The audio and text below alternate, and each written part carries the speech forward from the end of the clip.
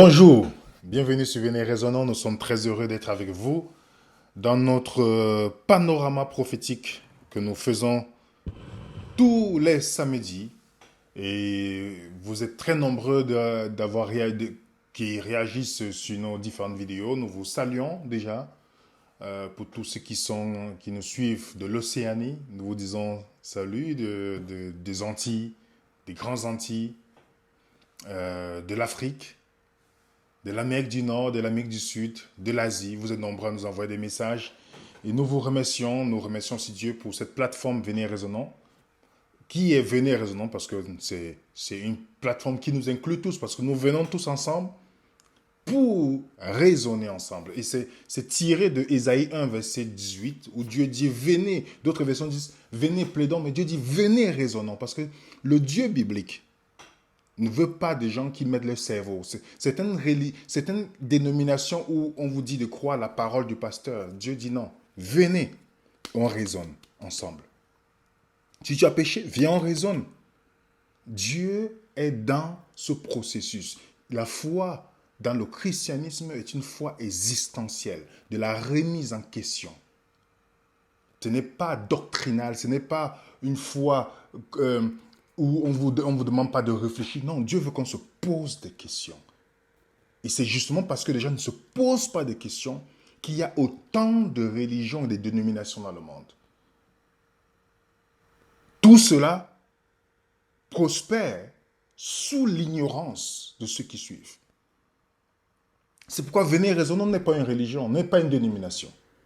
C'est un groupement d'étudiants de la Bible avec qui nous étudions, nous partageons. On ne peut ne pas être d'accord, mais nous avons une seule base. La Bible comme notre seule sauvegarde. Donc si c'est votre première fois sur cette chaîne, ne pensez pas que vous êtes en train de joindre une religion, une dénomination.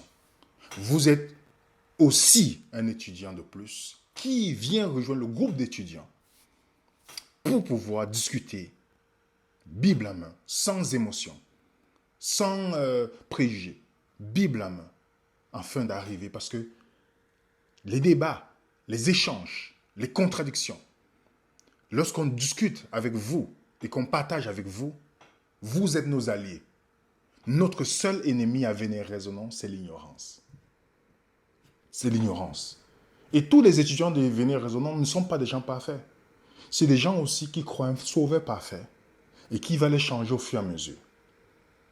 Donc, si vous vous sentez concerné, vous êtes le bienvenu dans notre chaîne. Et vous pouvez vous abonner vous voyez en bas, vous vous abonnez sur Venez Raisonnant. Et nous avons aussi des chaînes alternatives, Rumble et Odyssée, où nous mettons des vidéos que vous voyez avec YouTube, on ne peut plus le mettre. Vous pouvez voir, cliquez, c'est juste à la description de la vidéo, juste là. Et si vous avez une quelconque question sur un sujet, parce que généralement nous traitons des sujets qui sont des questions et qu'on aimerait partager avec tout le monde, vous nous envoyez un email, c'est la description là, venez raisonnant, et nous vous répondons par la grâce de Dieu. Pas sur les commentaires, parce que les gens posent des questions sur les commentaires, on n'a pas le temps pour cela. Mais si vous avez des questions, envoyez par email. Et parfois, nous répondons le mercredi à 19h30, un mercredi sur deux, dépendamment de disponibilité. Comme mercredi qui vient, on va voir, par la grâce de Dieu, des questions-réponses sur des questions que vous nous envoyez. Et je voulais aussi mentionner le fait que nous sommes en train de parler d'une formation qui va être faite, dont nous avons commencé sur les bases, parce on revisite d'abord quelque chose qui a été fait. C'est une formation qui se donne pour ceux qui sont intéressés à étudier la Bible avec des chrétiens. Après cela, nous allons essayer de mettre les vidéos et les documents de cette présentation sur notre chaîne. Ça ne sera pas sur YouTube, malheureusement. Et comme ça, vous allez prendre ces documents avec les vidéos, étudier, le retranscrire à votre propre mot. S'il y a des points qui ne sont pas clairs, vous nous envoyez un email. Et nous allons parler, ou dans la discussion du Zoom. Tout à l'heure, à 16h sur Zoom, vous pouvez vous connecter. Et s'il y a des choses que vous n'avez pas compris sur la première vidéo, c'est l'occasion de poser. Parce qu'une fois ce module de cette vidéo qu'on va terminer, nous allons entamer maintenant le module de comment étudier efficacement avec nos amis musulmans. Ça, ce sera un autre module qui ne sera pas sur YouTube. Donc, si vous n'êtes pas encore abonné, si vous n'êtes pas encore dans notre groupe Telegram ou WhatsApp, c'est l'occasion de nous envoyer un mail avec votre numéro. Et nous allons vous intégrer pour que vous ayez accès. C'est gratuit à Venir Raisonnons. Et mais si vous voulez donner quelque chose pour encourager, vous êtes les bienvenus. Bon, aujourd'hui, par la grâce de Dieu, nous allons toucher un sujet qui est une question.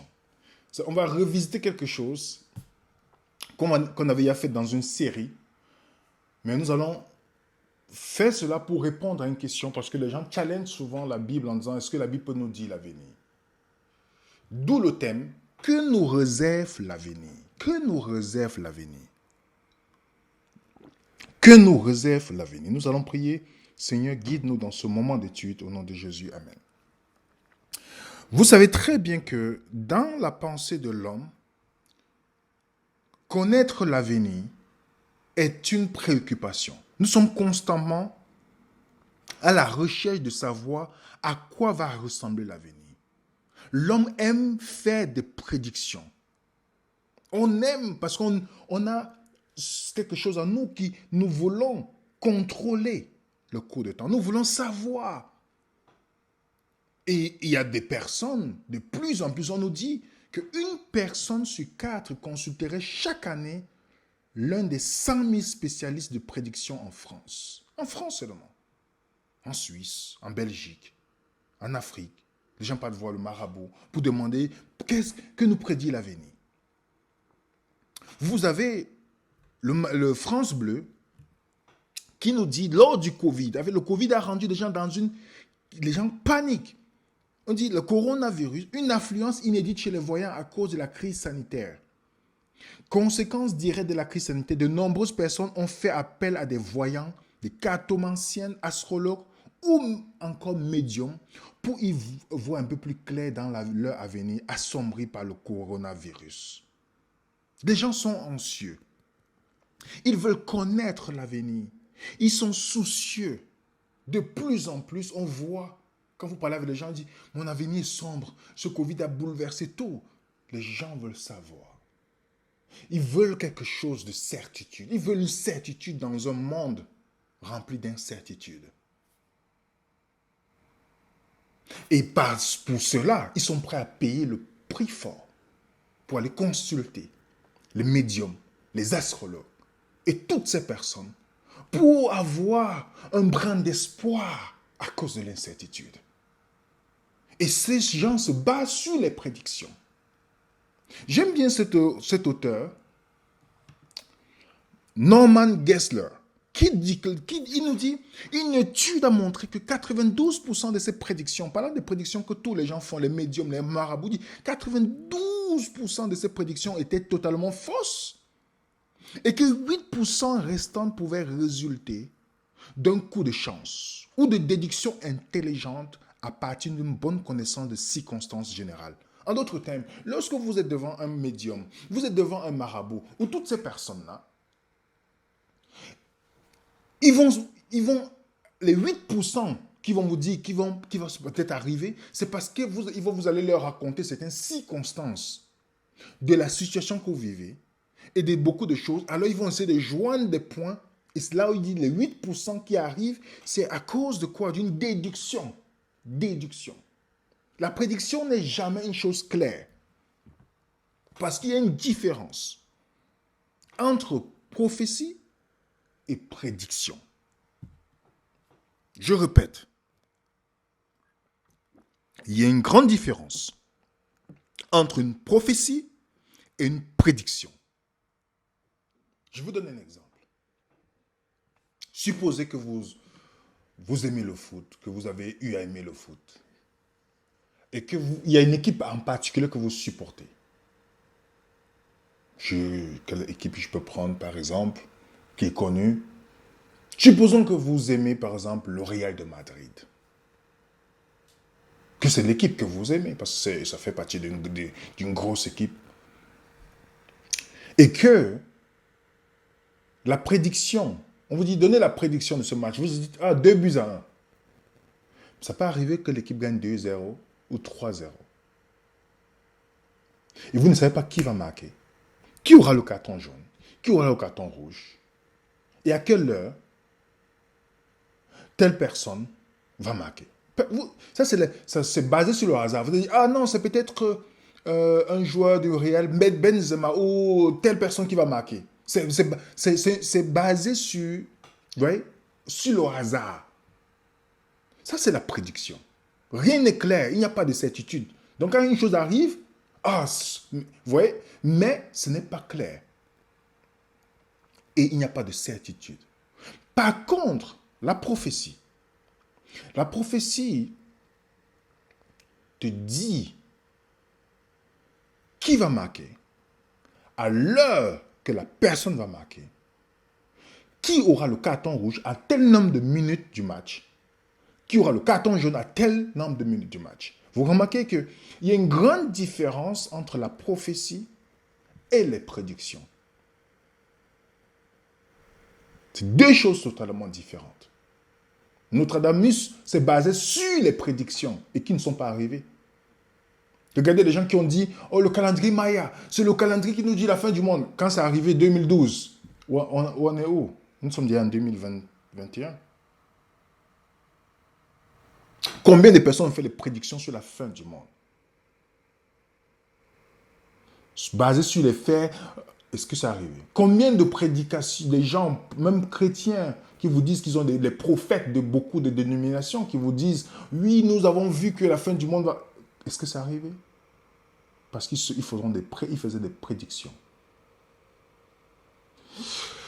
Il y a une prophétie, le colosse au pied d'Agile, qui est une histoire, vous pouvez retrouver, vous pouvez vérifier l'historicité de cette histoire. Seignos parlait de ça.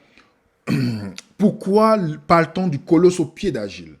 C'est une expression tirée de la Bible lorsqu'une personne a une faiblesse cachée. On parle parfois de colosse au pied d'Agile. En effet, elle fait en effet référence à un passage de l'Ancien Testament, le livre de Daniel. Dans celui-ci, le roi légendaire de Babylone, Nebuchadnezzar II, fait un rêve et demande à Daniel d'en deviner le contenu. De deviner le contenu. Donc, c'est ce rêve-là qu'on appelle le colosse au pied d'Agile. Et il y a un fait important dans ce rêve. C'est le fait que Daniel va dire quelque chose.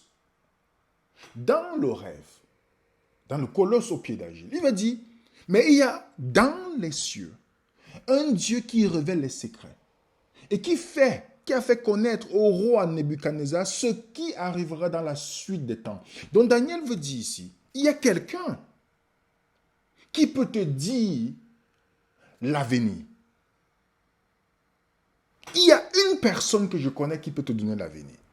Et c'est sur cette base de cette prophétie du colosse au pied d'Agile que cet ancien soldat de Hitler, si vous achetez ce livre, vous allez le lire rapidement parce que ça va très vite, parce que vous êtes tellement fasciné par l'histoire. Cet ancien soldat d'Hitler, dans le livre A Thousand Shall Fall, 1000 tomberont. Comme il avait déjà étudié Daniel 2, il a essayé d'expliquer aux généraux d'Hitler pourquoi ils ne gagneront pas la guerre. Sur la base de cette prophétie, il y a des généraux qui ont commencé à réfléchir. Lisez ce livre. C'est très intéressant. Je ne sais pas s'il existe en français, mais essayez de voir. La question que nous devons nous poser maintenant, peut-on connaître le futur? Est-ce que nous pouvons connaître le futur? Je vais d'abord donner quelques versets bibliques. Le challenge que Dieu de la Bible lance à des croyants, à tous les gens dans le monde, même les sceptiques. Voilà le challenge de Dieu. Il dit, plaidez votre cause, dit l'Éternel, qu'il nous déclare ce qui doit arriver. Quelles sont les prédictions que jadis vous avez faites? Dites ce qui arrivera plus tard, pour que nous sachions si vous êtes des dieux. Vous voyez le challenge? Dites-nous ce qui va arriver. Donc la différence entre le Dieu de Daniel, quand Daniel parle, et d'autres dieux, c'est que le Dieu de Daniel, dit ce qui va arriver dans la suite des temps, ce que d'autres ne peuvent pas faire.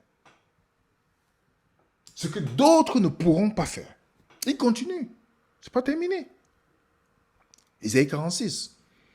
Souvenez-vous de ce qui est passé dès les temps anciens, car je suis Dieu. Il n'y a point d'autre. Je suis Dieu et nul n'est semblable à moi. J'annonce dès le commencement ce qui doit arriver. Et longtemps d'avance, ce qui n'est pas encore accompli. Je dis, mes arrêts subsisteront et j'exécuterai toute ma volonté. En d'autres termes, notre futur, c'est le passé pour Dieu. Dieu dit, les choses, je connais d'avance, je vous le dis. Dites-moi qui est semblable à moi, qui vous dit longtemps à l'avance ce qui doit arriver et ça arrive. Énorme challenge. Dans Jésus, dans Jean 14, 29, il dit, et maintenant je vous ai dit ces choses, avant qu'elles n'arrivent, afin que lorsqu'elles arriveront, vous croyez. Les historiens nous parlent du passé, mais Dieu te parle du futur avec exactitude. Il y a une différence entre les historiens. Ils parlent seulement de ce qui est passé, mais Dieu te dit le futur avec exactitude. Et ça, c'est le challenge qu'il lance à tout le monde. Pourquoi il le fait? Pour répondre aux sceptiques d'abord, oui. Pour nous dire qu'on peut lui faire confiance en ce qui concerne l'avenir. Pour augmenter notre confiance, pour dire, vous pouvez me faire confiance en ce qui... C'est pourquoi Daniel pouvait dire, mais il y a un Dieu dans les cieux qui révèle les secrets et qui a fait connaître au roi Nebuchadnezzar ce qui arrivera dans la suite des temps. L'histoire de Daniel, c'est ce jeune qui a été amené en captivité à Babylone. Daniel, le livre de Babylone, c'est écrit en 600 ans avant Jésus-Christ. Le nom Daniel veut dire « Seul Dieu est mon juge ».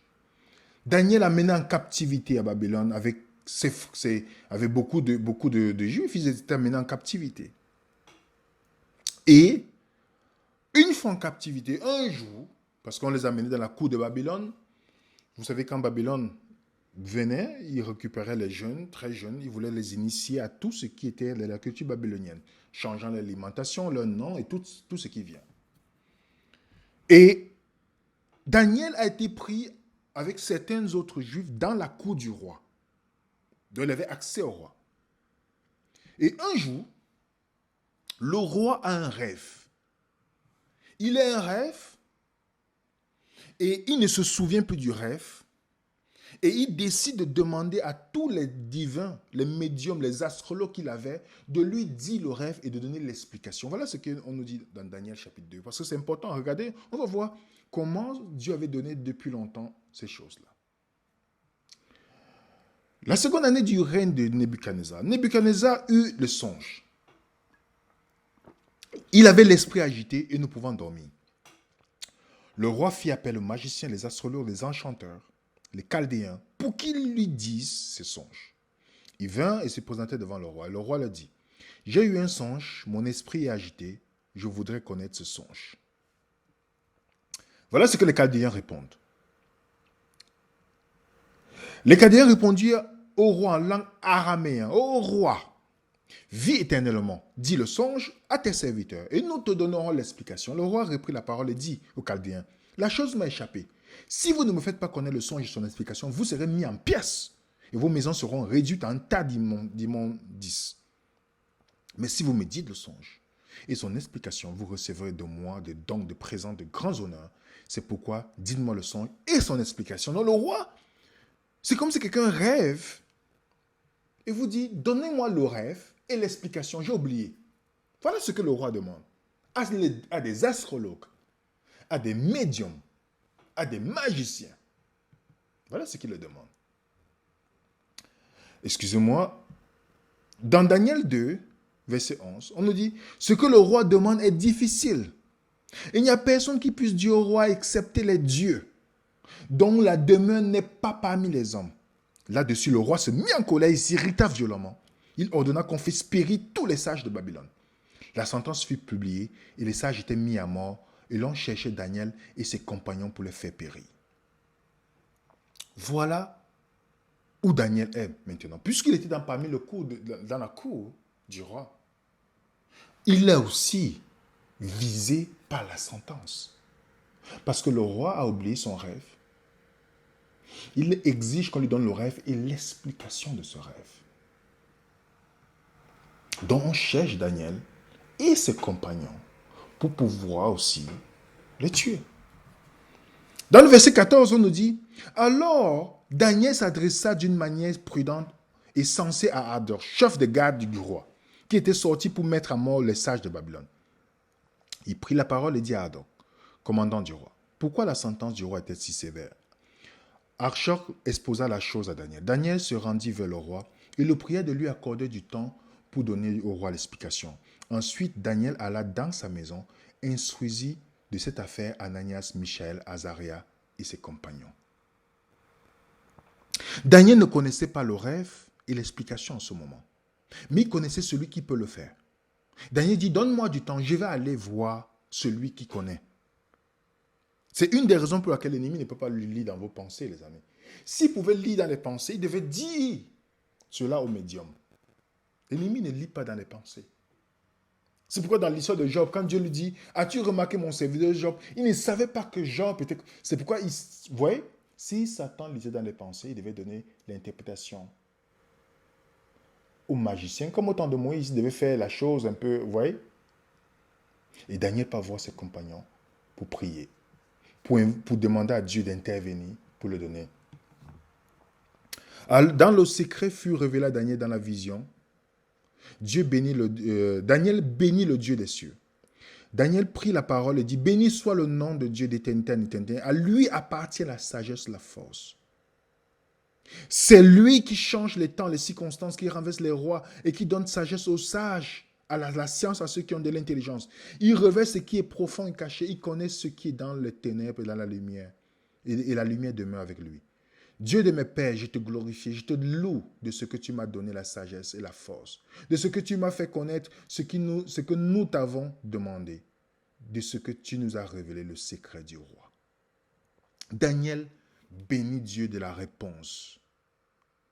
Après cela, Daniel se rendit auprès d'Ajor et à qui le roi ordonna de faire périr les sages. Il alla et lui parla ainsi, ne fais pas périr les sages de Babylone, conduis-moi devant le roi. Daniel, non seulement il veut protéger même ceux qui étaient contre lui, qui ne partageaient pas la même pensée que lui, il veut les protéger aussi.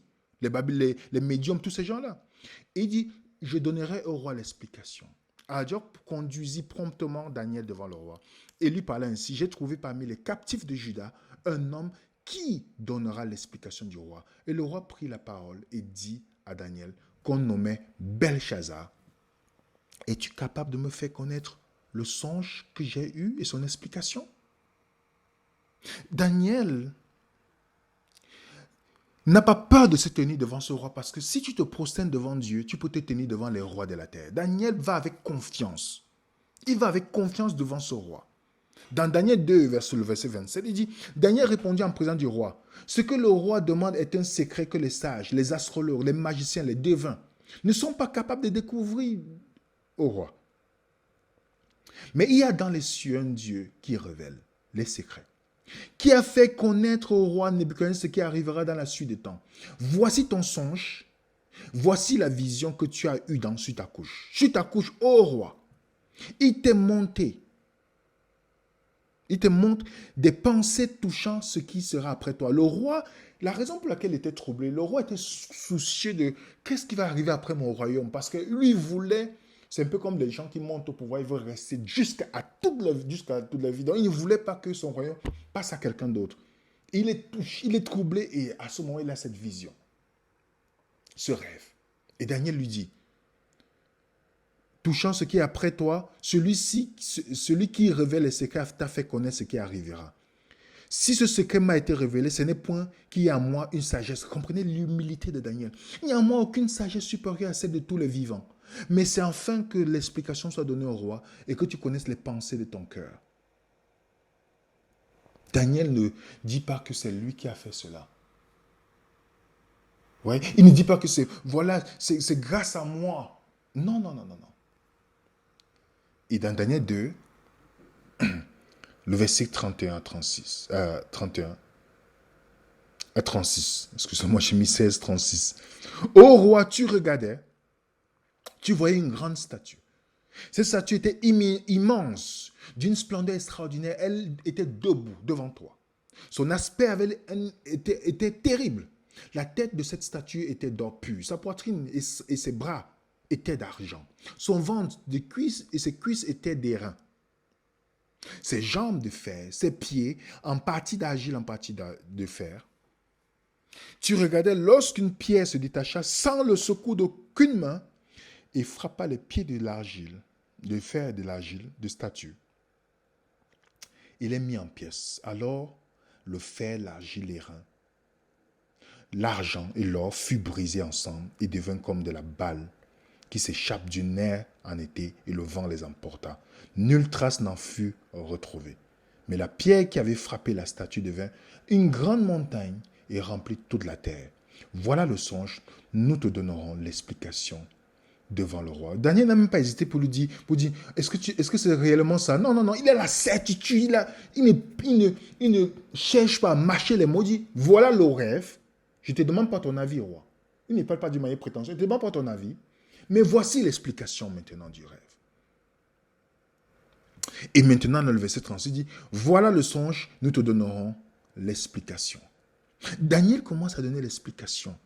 Il donne la chronologie de l'histoire du monde. Ah, ce qui est magnifique, ce livre a été écrit en 600 ans avant. Si je suis devenu chrétien aujourd'hui, c'est parce que je suis allé vérifier l'historicité de ce livre. Vous pouvez aller au musée de Londres. Vous pouvez, avec les frontières ouvertes, vous pouvez aller au musée de Londres. Vous allez voir le cylindre de Cyrus et toutes les autres choses. Vous vous dites, ça ce n'est pas un hasard. Nous allons continuer. On va d'abord aller dans l'explication que Daniel donne au roi. Daniel 2, 37 à 38. Ô roi, tu es le roi des rois.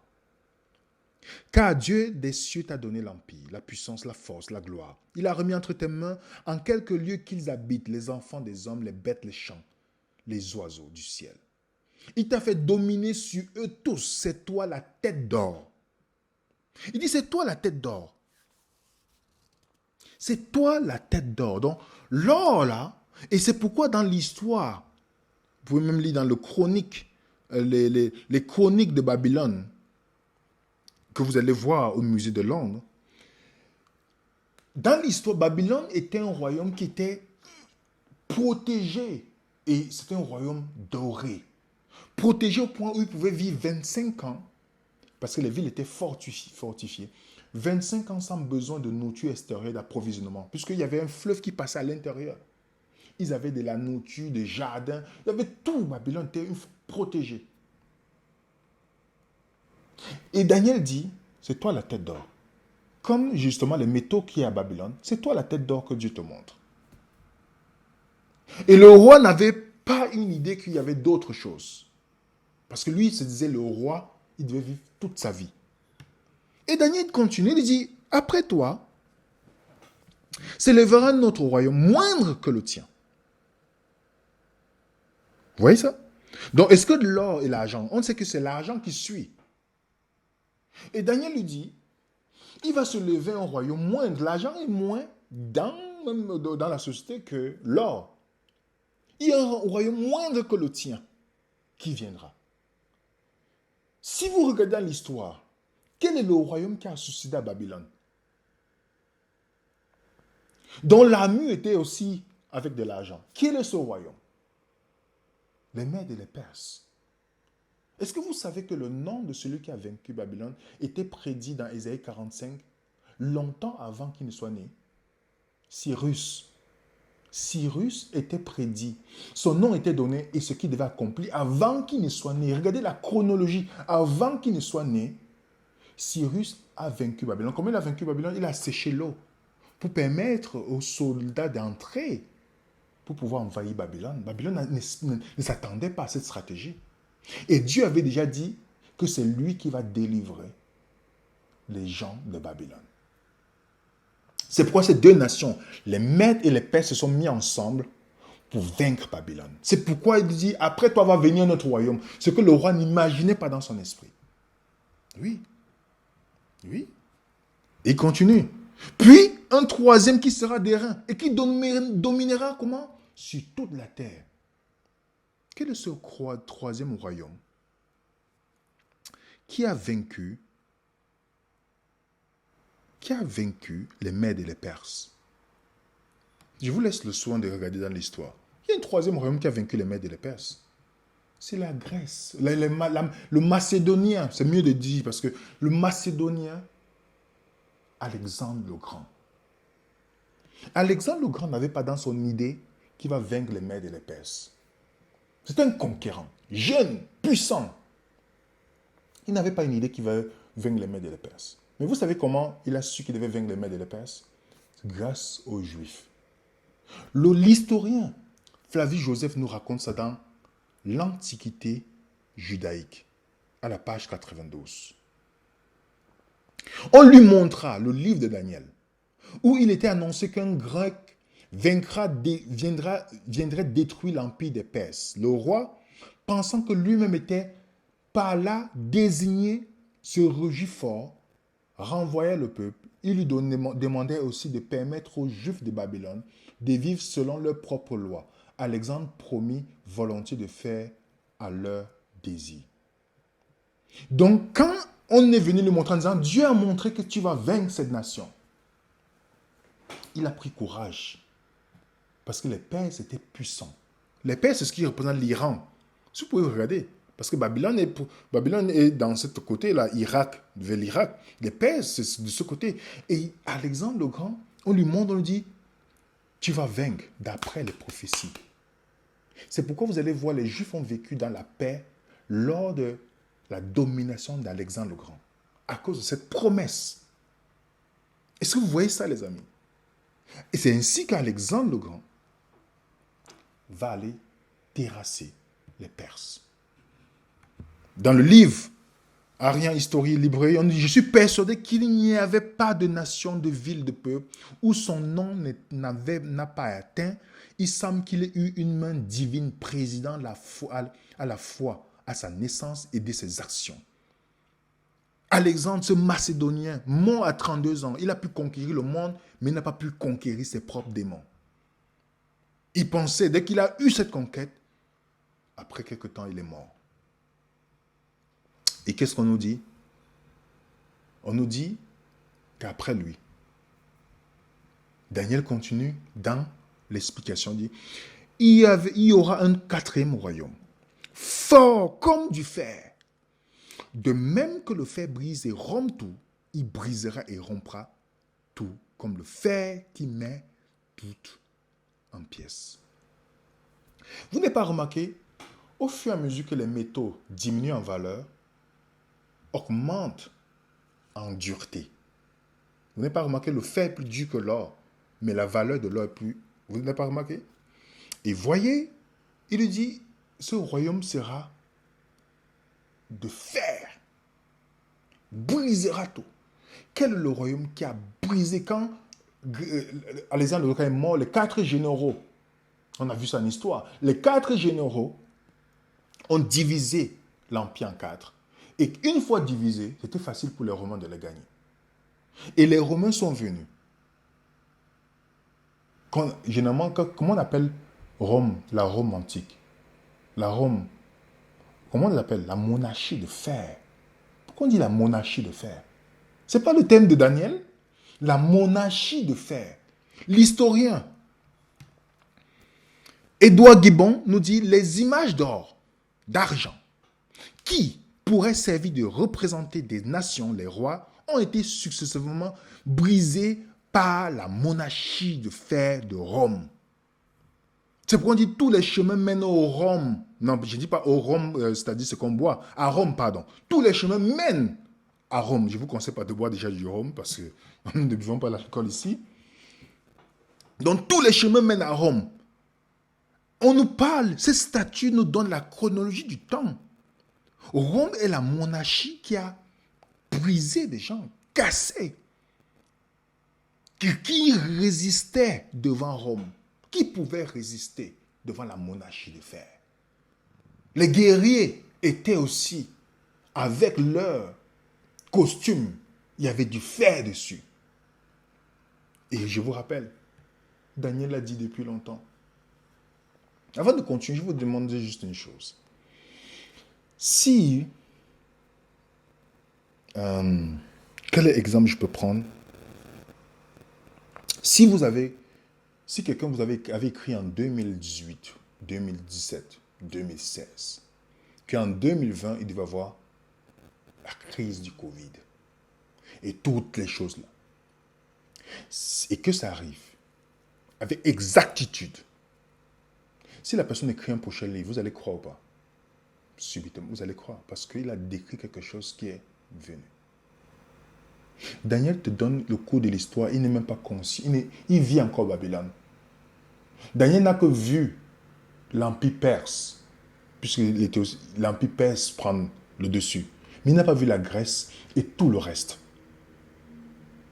Vous vous rendez compte? Il te donne la chronologie. Et parce qu'après, après la monarchie de fer, Daniel nous dit, et comme les doigts des pieds étaient en partie de fer, en partie d'argile, ce royaume sera en partie fort, en partie fragile. Tu as vu le fer mêlé avec l'argile parce qu'ils se mêleront pas des alliances humaines, je vais revenir là-dessus, mais ils ne seront point unis l'un et l'autre, de même que le fer ne s'allie point avec l'argile. Est-ce que vous savez qu'une fois que Rome a pris la puissance, est-ce que vous savez que Rome s'est divisée en 10? On dit les 10 tribus Baba. Tapez sur Google chez vous, sur, je sais pas quel moteur de recherche, vous tapez les 10 tribus Baba. Les 10 tribus Baba viennent après la division de Rome. Exactement ce que Daniel avait dit. Les 10 orteils mélangés du fer et de l'argile pour montrer la fragilité. Malgré les alliances qu'ils vont faire, ça sera toujours fragile. Malgré qu'ils vont vouloir s'unir, ces 10 nations vont vouloir s'unir, l'Europe va vouloir s'unir, ils ne pourront pas. Et vous pouvez regarder. Voilà les 10 tribus Baba. Les Allemands qui sont devenus les Allemands, les Burgondes qui sont devenus les Suisses, les Francs qui sont devenus les Français, les Lombards les Italiens, les Saxons les Anglais, les Suèves les Portugais, les Visigoths les Espagnols, les Érus, les Vandales, les Ostrogoths ont été éliminés quelque temps après. Mais les 7 autres, c'est ce qui constitue l'Europe aujourd'hui. Ah, mais Daniel avait su que il y aura ces 10. Je ne sais pas si vous vous rendez compte. Daniel avait su que tous ces royaumes-là, parce que dans Daniel 7, il montre les 3 qui sont éliminés. C'est ça, là. Daniel 7 donne la profondeur de Daniel 2. Mais nous sommes à Daniel 2. Il nous dit, il y a les 10 qui seront fragiles. Et voilà l'Europe. Et il continue, il nous dit, ils vont chercher à se mêler par des alliances humaines. Ils vont chercher à s'unir par des alliances humaines.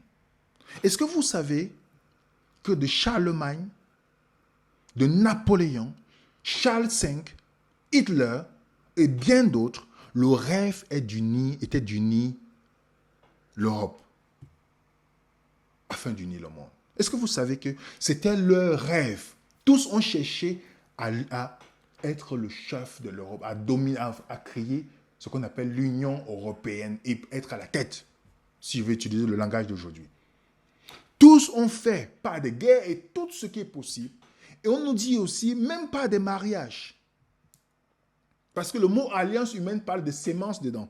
Donc même pas des mariages, ils ont voulu mettre toutes ces personnes. En contractant de divers mariages, alliances, traités, les hommes ont vainement essayé d'unifier le continent européen. Tout au long de l'histoire, les dirigeants tels que Charlemagne, Napoléon, Guillaume II, Mussolini, Hitler se sont battus pour l'édification d'un nouvel empire européen, mais ces paroles des Écritures ont été, arrêtées tous et a montré clairement que ce n'est pas possible de le faire.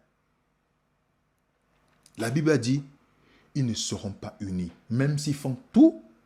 Dieu dit, Daniel 2, 43, Ils ne seront pas unis, l'un et l'autre, de même que le fer ne s'allie pas.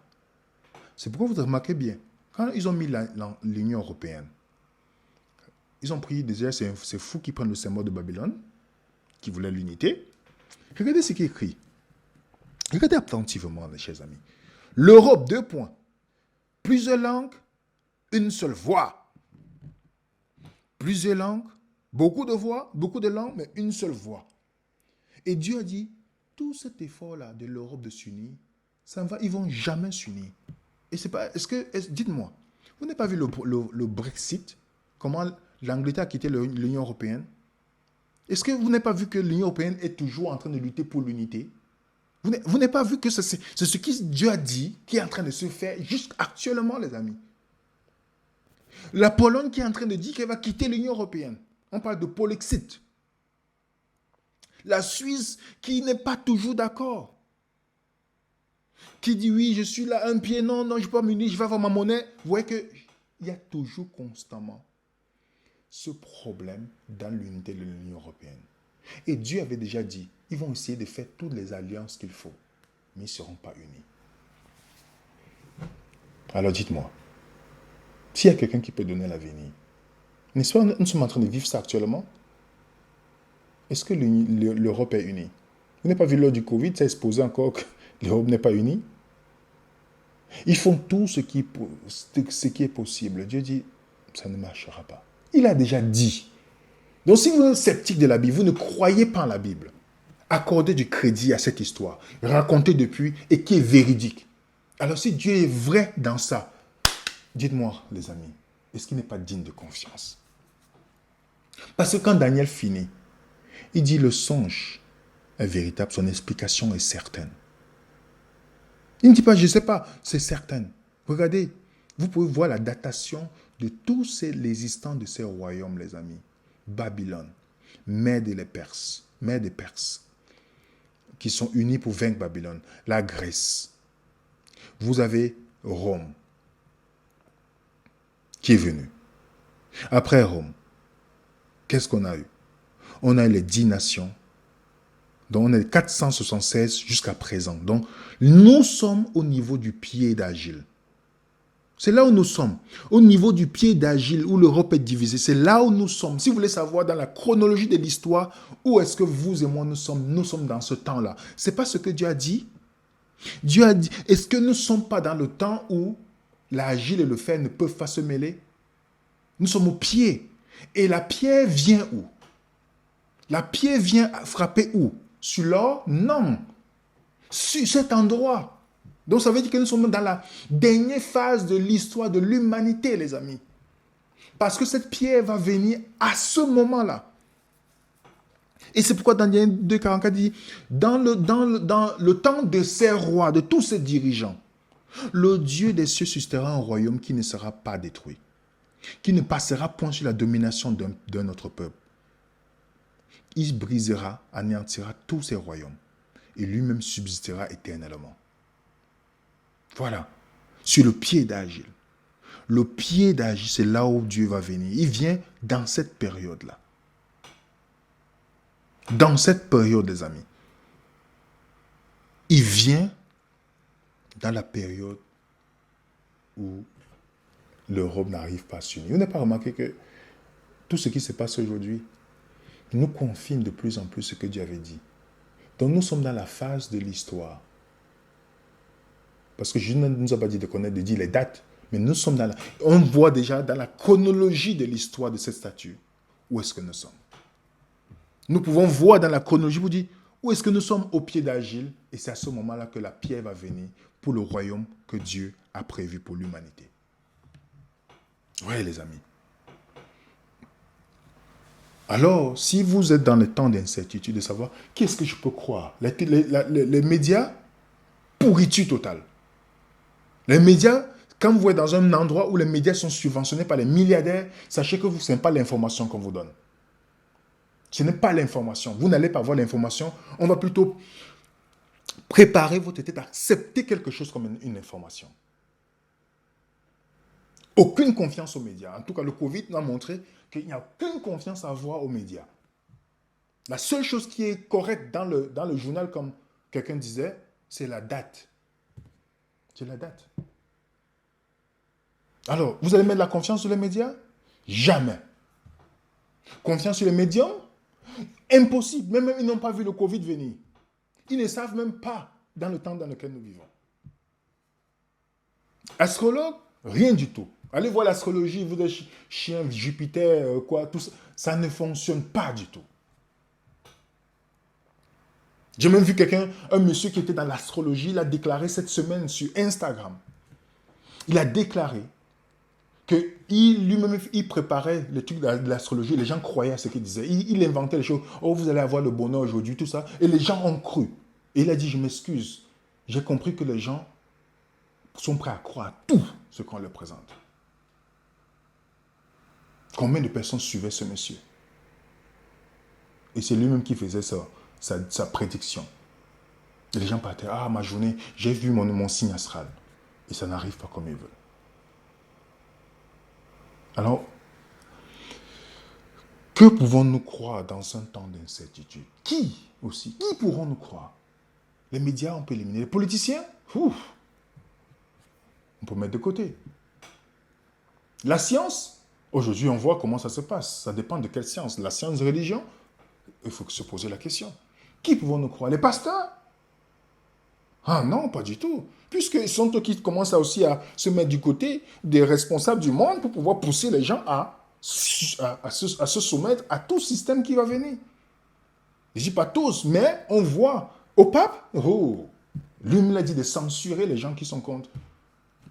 Est-ce que vous pouvez faire confiance? Il n'a jamais censuré les pédophiles, mais il veut censurer les gens qui sont contre la doxa donnée par les médias.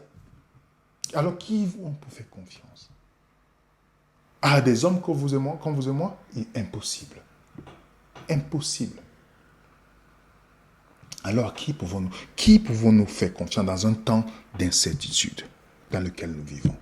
Nous avons une seule réponse. C'est Dieu. Dans un monde d'incertitude, les prophéties bibliques nous donnent la certitude que la parole de Dieu est digne de confiance. Dans un monde d'incertitude, les prophéties bibliques nous donnent la certitude, je dis bien la certitude dans un monde d'incertitude, nous donnent la certitude que la parole de Dieu est digne de confiance. Oui, les amis. Heureux celui qui met sa confiance en ce Dieu, qui a donné.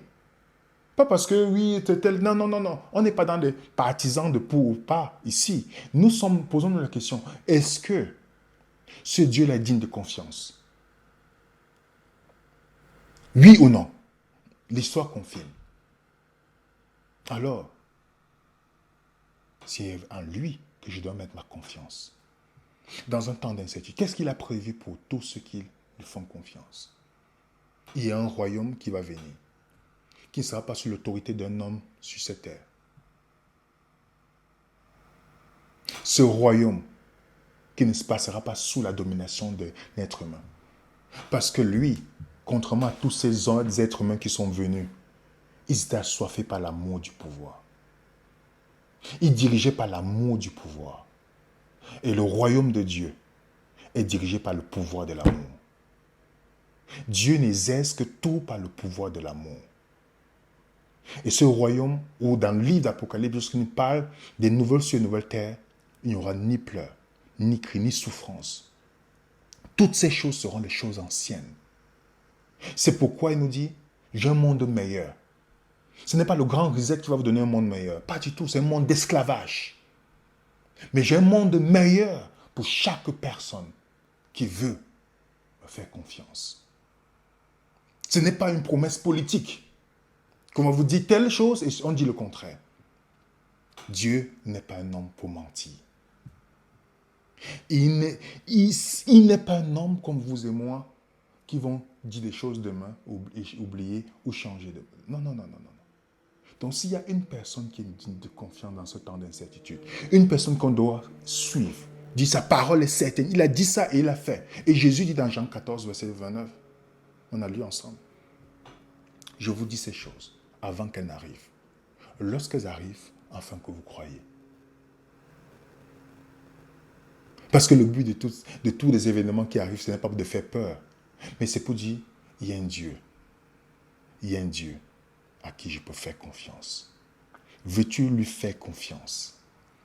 Veux-tu, même si vous êtes sceptique en disant, en voyant tout ce que Dieu a dit, tout ce qu'il a dit et qui est arrivé, est-ce que vous voulez faire au moins, juste lui dire, je vais essayer ce Dieu. Parce que j'ai déjà vu les choses certaines, je vais essayer. Si vous devez vous poser encore des questions sur lui, vous voulez encore connaître certaines choses parce qu'il y a les points d'ombre qui sont encore là, vous avez notre adresse email que je mets à l'écran. Parce qu'il dit, dans le psaume de David, il dit, goûtez et vous saurez combien Dieu est bon. Dieu dit, viens. Je suis digne de confiance. Pas avec des paroles, mais je te le montre. Et cette prophétie est certaine. Et nous sommes dans l'histoire, la dernière phase de la chronologie de l'histoire du monde. Donc que vous soyez scientifique et tout, peu importe que vous soyez, ce qui est devant nous, c'est un fait réel. Personne ne peut le changer et personne ne peut dire va modifier le cours de l'histoire. Nous voyons aujourd'hui. Peu importe les efforts des humains, ce que Dieu a dit, c'est ce qui se réalisera.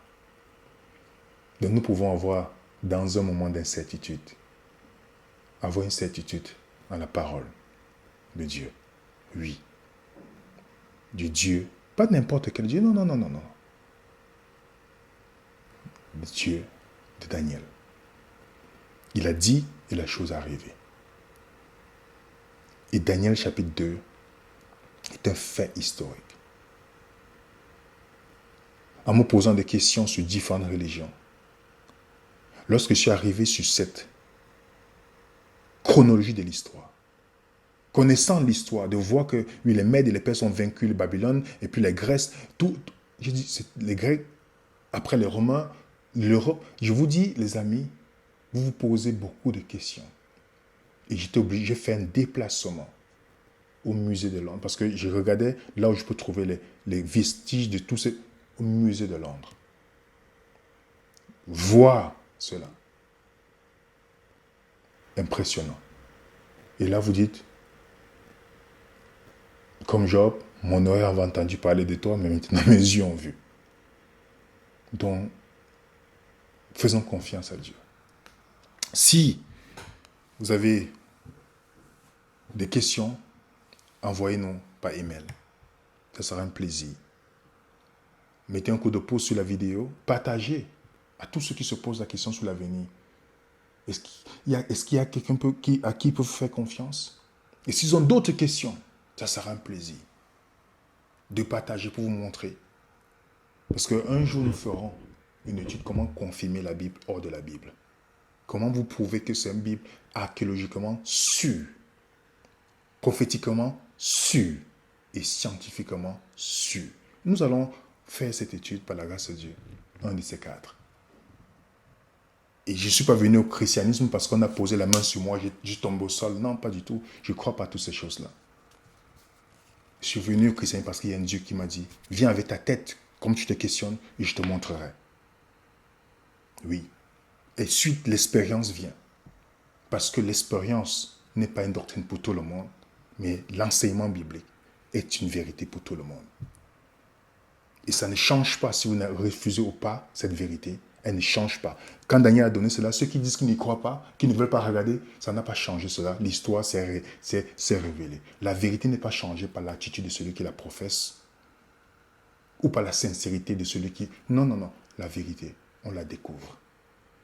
On ne l'invente pas. Et Dieu a donné sa vérité. Il a donné, il nous a montré, et c'est une vérité. Maintenant, il nous donne le choix. Veux-tu me faire confiance?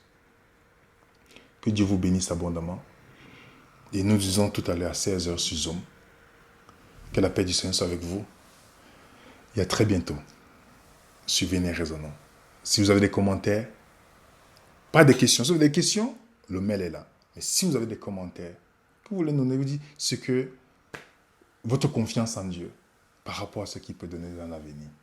En tout tout cas, bon après-midi à tous, bon sabbat et que la paix du Seigneur soit avec vous. Au nom de l'équipe Venez Raisonnant, nous vous disons à très bientôt.